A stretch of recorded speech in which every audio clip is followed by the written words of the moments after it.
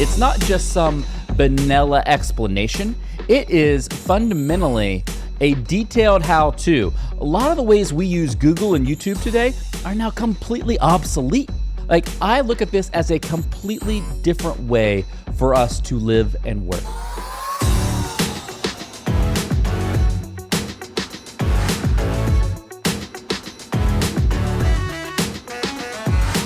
On today's show, we have some breaking news from OpenAI. Multimodal. ChatGPT is here. What does it actually mean? That means you can take pictures of things out in the real world and then interact with that and get information with AI. That is going to change the way we live and work. And if you're a marketer, you're going to want to stick around because I have an unexpected way to use this new GPT-4 that is going to supercharge your marketing. That and so much more on today's episode. I'm your co-host, Kipp, Chief Marketing Officer at HubSpot. This is Marketing Against the Grain, your show for marketing-minded people everywhere. Let's get into today's episode. All right, what is up, my marketing-minded people? Thanks for tuning into the show today. We have breaking news. I got to get right into it because there's no time for dilly-dallying. I can tell you right now, Kieran is on vacay, so you are flying solo with me today, one host of the show.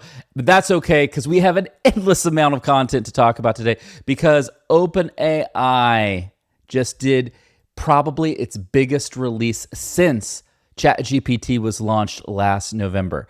It released a new version of GPT4, which is it's one of its large language models, that is multimodal. And so you'll see here, TechCrunch bringing us the kind of bits and bytes that if you're a current ChatGPT Plus user, you have access to this, but with a usage cap. I've checked yesterday and today nonstop. I do not yet have access in my ChatGPT Plus. I imagine it's a small and slow rollout at the rolling out. If you are a developer and you're hitting up the APIs, you can sign up for a wait list to do that. And pricing, I think, is pretty interesting. A little higher price than the traditional GPT 3.5 or the previous GPT-4 at 0.03 cents per 1,000 prompt tokens, or that means about 750 words. So this is pretty awesome. And GPT-4, TechCrunch points out, has really been hiding in plain sight because it's been a part of Bing Chat. Microsoft has been using a lot of this, and they've gotten some other early adopters at OpenAI with Stripe and Duolingo and other large enterprises testing out this multimodal GPT-4. But now it is coming to all of us. And I want to immediately show you an example that's going to drive this point home. So this is the demo video that OpenAI released. So they took a picture of a bike, and it says, "Help me lower my bike seat." With just a picture and a prompt, and ChatGPT is able to give step-by-step instructions for that bike based on a simple snapshot from your phone. And you can then follow up with further detailed snapshots to basically make sure you are doing the exact thing right. So it's like, hey, you want me to pull this lever? Is this a lever? No, it's not a lever. So you're going to need a different tool, right? This entire demo video is mind-blowing. It's helping them even find the right Allen wrench to adjust their bike seat. It's not just some vanilla explanation. It is fundamentally a detailed how-to. A lot of the ways we use Google and YouTube today are now completely obsolete.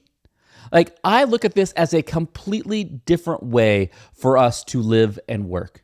We've talked a lot about on this show that artificial intelligence democratizes the access to intelligence and understanding. This is the perfect example of that. And it's the perfect example of it because things like this, like let's take this bike, for example. I don't know about you, but me, I would put that in the I don't know if I really know how to do that. Do I really have a wrench to do this thing? I'm just going to kick it down the road. I'm just not going to do it. And then I'm not going to use my bike. And then I'm not going to be healthy. And then series of 10 different bad consequences arise from not having the knowledge to do something as simple as lowering a bike seat. And now with GPT-4 multimodal, not only do you have that, but you essentially have an expert who's there to walk you through step by step. It's not like This is one of the things I don't know about you all. I use YouTube a ton, right? As I look at tutorial videos on YouTube and follow along. But the flaw of that and the flaw of those videos are like, oh, do I have that perfect, like for example, I have a Dyson vacuum cleaner. Cleaning a Dyson vacuum cleaner is like modern day surgery. Like taking all the pieces of plastic apart and knowing how to take it apart and reassemble it and all of those things. It is crazy. Leave a comment if you've had the same challenge getting to that Dyson filter, cleaning it, washing it, drying it, all of that thing. And so you watch these endless YouTube videos, which are awesome, but it's like, oh, that's actually not the exact vacuum model that I have. And because of that, exactly how that person is doing it doesn't work for me. So then I have to kind of look around and figure it out. And so it's directionally helpful, but there's still a lot of stumbling. This GPT-4 multimodal changed the game because it is exactly what we've talked about previously on the show. It creates a one-of-one personal experience, not personalized experience. It allows you to have this advice and understanding of instruction of the problem that is unique only to you. This is your instructions for the exact bicycle, the exact vacuum, the exact strategy deck you're trying to build. Whatever that may be, right? Like, I think one of the number one ways I'm going to use this is I'm going to take images of slides that I'm building to teach people, and I'm going to upload them, and I'm going to be like, hey, does this make sense? What would make this image even clearer? Or what would make this is the point I'm trying to get across. Could you give me some additional examples to get that point across? Like, that is a completely different way to work. Right now, we just kind of like toil away in front of our laptop and kind of have this crazy inner dialogue with ourselves. But that is a way of the past. The generation that is growing up now in this new AI native world has access to understanding and access to personal information about the problems they are trying to solve in a way that we could have never imagined. And so I love this example. I thought this demo from OpenAI was the perfect example. I also want to shout out our friend Rowan Chung over at The Rundown, because he's got an awesome Twitter thread that really breaks down everything that's happening. Rowan is not one to overhype, and he's like, look, this is a massive breakthrough in the world, right? And what happened, what he's really saying, and I think the key point in this, because he's showing the same video here, is that he's like, oh, ChatGPT just got 10x easier to use. And that is the story here. And that's the story not a lot of people are talking about. A lot of people are going to talk to you about how it's important that you can have all these cool use cases now that you have videos. But the reality is, ChatGPT is going to be used by more people more often in multimodal, because we all have smartphones. It's very easy for us to take a picture and use that picture or use our voice to ask questions. And if you look at it, you can tell, even if from the ChatGPT iPhone app that I use, they now have suggested prompts. It is very easy to dictate your voice if you don't even want to type, or record a situation and then get access and feedback from ChatGPT. That is pretty remarkable. And what that's going to do is it's going to onboard an entire next wave of people onto ChatGPT. Now that you don't have this like kind of the blank screen problem of like, oh, cool, I know this thing can do a whole host of stuff. That's great, but I'm not sure what to do, right? Like that, I'm just staring at this blank page and I'm not sure what to ask it. And so a couple of things. Voice engagement. This is a feature that I use a ton on the mobile app, which is basically use voice to engage back and forth and let it. I've been dictating to ChatGPT. Now ChatGPT can talk back to you. So if you don't want to read the text, it's going to actually talk to you. So it's more, multimodal is more than just being able to take a picture of an image and upload it. It is also the ability to interact voice to voice with the ChatGPT model, which is pretty incredible. As we talked about, the bicycle example is a prime example of images, and there's a new text-to-speech model. And so we'll drop this link in the show notes, but you're going to want to watch this video with the sound on, because OpenAI and Whisper have collaborated with professional voice actors to create like voice models around them. And one of the things that I believe that's happening in the future is that we're all going to have a voice model, and that's going to help us be multilingual. That is going to help us create additional content without us having to re-record our voice again. It is going to make creating, teaching, living very, very different than it is today. And why you want to be watching the show today is because this is going to be a game changer for every aspect of your life. It's not just like, oh, it's going to impact my work, or oh, it's going to make these tasks I have around the house easier. Literally every aspect of our life are going to change. Now, there's another really cool example. Part of this GPT-4 is a Spotify collaboration. Let me show you this, because what's so exciting is Spotify is using GPT-4 to do a voice translation project. So that means some of your favorite podcasts, Lex, Stephen. By the way, Lex Friedman, Stephen Bartlett, come on the show. We want to have you on Marketing Against the Grain. We'd love to talk about all of this with both of you. Here, what they're doing is launching some of the most popular podcasts with this language model, which allows creators to translate their podcasts in additional languages, but all in that podcaster's voice. Historically, what you had to do in this situation is do what's called dubbing. And so you pay other voice actors to go and dub their voice over yours. And that takes time. It's kind of expensive, and it's less authentic because it's not your actual voice. And so what it's doing is it is creating local language versions of your own voice and dubbing that over, so that if you want your podcast to be in Spanish or Hindi or Mandarin or any of these languages that are supported, you are going to be able to do that. Obviously, they're going to start with the biggest, most popular podcasts, but this is just a step in the direction where all creators will be having access to this technology over the next 12 to 18 months.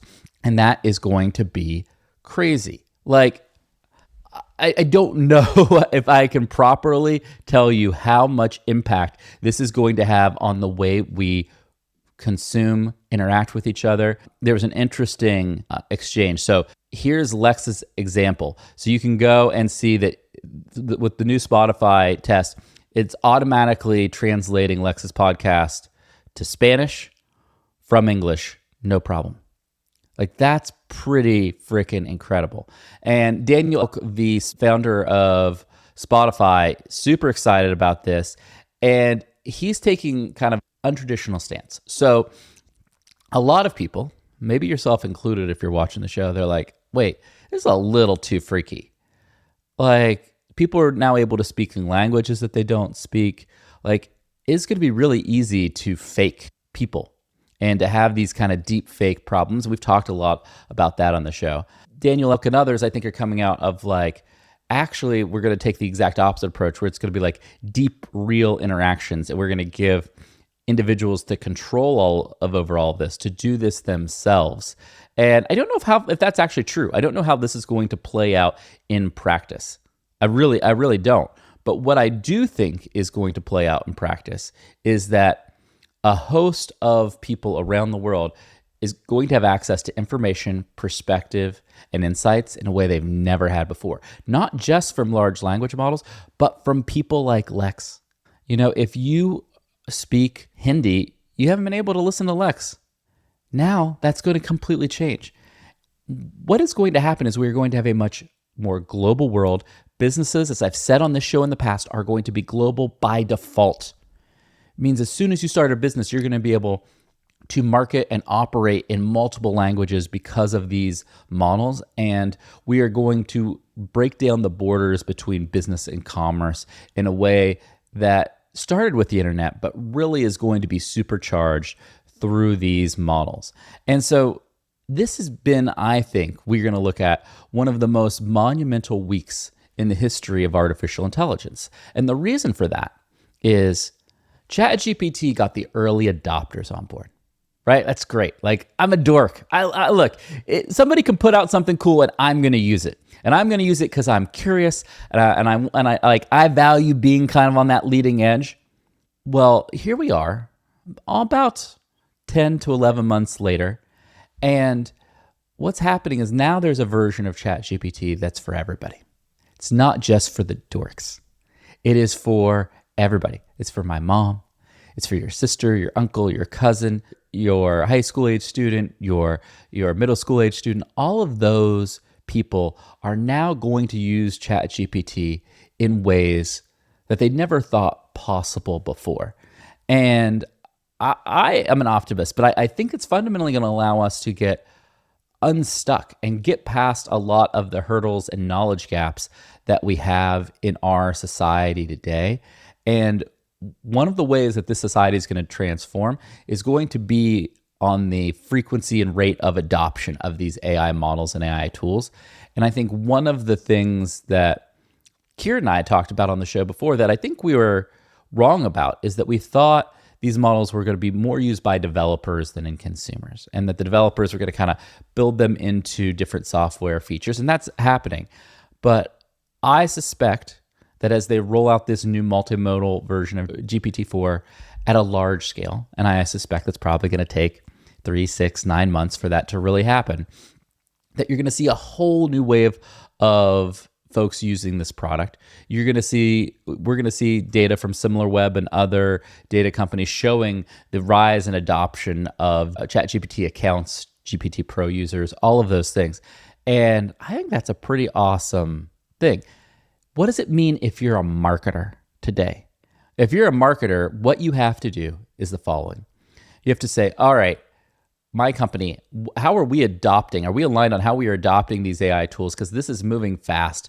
And if we do not have a clear plan of how we are stepping up and adopting these tools, we're going to be in trouble. The second part is, what are the use cases that we want to use, right? Like I gave you like the slide feedback example. Imagine campaign feedback. Soon you'll be able to send 30-second videos of ads that you were running on TV or YouTube or whatever and get basically audience feedback for free instead of running a big survey through these large language models. And the companies and the teams that win are going to use AI as a feedback loop and an acceleration loop to get better. Right now, people are still, hey, I'm going to go and do my work, put it out in the world, and get a little feedback and not really iterate on it. What we need to do now is say, hey, we have this idea, we have this campaign we want to run. How do we collaborate with these large language models before we even launch it to make it better and better? And then post-launch, how do we keep collaborating to make it better? Marketing has never been more iterative as it's going to be over the next couple of years. I'm going to say that again because marketing has never been more iterative as it's going to be over the next couple of years.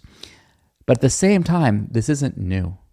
If you read all of the classic marketing greats, if you read Ogilvy on advertising, feedback and simplicity of language and clarity of message are all the themes there.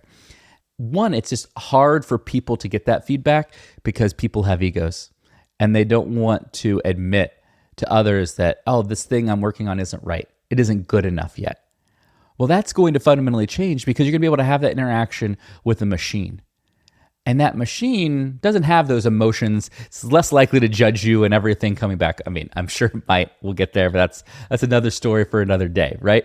But the best knowledge workers, the best marketers, the best sellers are going to take advantage of essentially the best free, low-cost feedback loop we've ever had to do work that is better than it's ever been and also faster. Because of that quick and instant feedback with these large language models, you're going to be able to get ideas to market much faster. And what you're going to continue to see is that the market is going to react faster. And if you are not fast, you're going to be left behind. There's going to be no middle ground.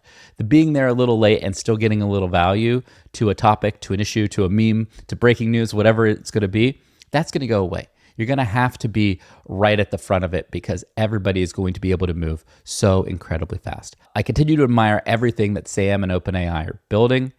I think they are pushing us and pushing the limits of human adoption of this technology, which is pretty crazy. But I think with GPT-4 and multimodal, the big takeaway here is the next generation of people are now going to be onboarded to AI over the next year.